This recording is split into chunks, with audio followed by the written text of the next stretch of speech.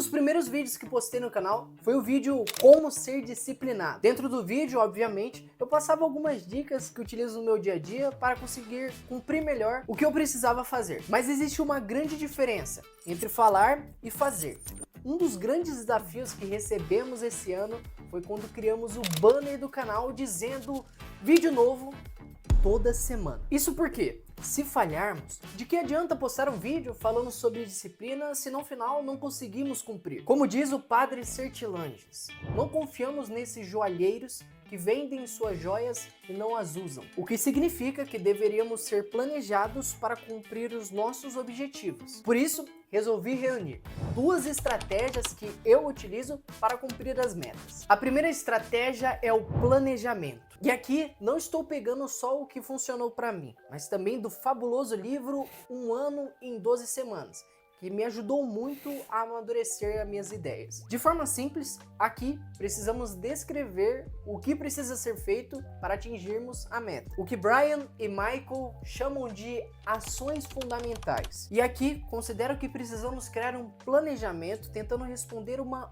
única pergunta: se eu fizer isso, vou cumprir com a minha meta? Para ficar mais claro, imagine que você é um fazendeiro e vende cenouras a um supermercado. Em mais específico, o Chanes, o melhor supermercado de Sorocaba. Brincadeiras à parte, imagine que esse supermercado fez encomenda de 10 cenouras até sábado. Você, como um bom fazendeiro, resolve criar um cronograma extremamente elaborado. Na segunda-feira, você levará 2 cenouras. Na terça, pelo trajeto que você já fez, acaba descansando.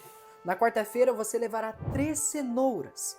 E na quinta e na sexta, pelos trajetos que você está fazendo e está ficando mais enjoado, vai descansar. Por fim, no sábado, levará apenas 2 cenouras. E assim, terá entregado apenas 7 de 10 cenouras que precisavam ser entregues. Ou seja, não adianta criar um cronograma extremamente elaborado se no fim das contas ele não está projetado para você cumprir a sua meta. E aqui cito um grande aliado que pode te ajudar muito para visualizar todas as possibilidades: o papel em branco. Outra observação que acho bastante importante que você comece a notar, e que aliás comecei a fazer recentemente, é ao montar o planejamento, veja antes se não possui nenhum feriado. Já aconteceu muitas vezes de eu fazer um planejamento extremamente consistente e justo numa terça-feira existia um feriado. Daí em diante foi tudo por água abaixo. Agora vamos a uma técnica que voltei a utilizar recentemente. Mas antes, assim como identificar feriados foi algo que poupou muito meu tempo durante os planejamentos, você considera algum item crucial para montar um bom planejamento?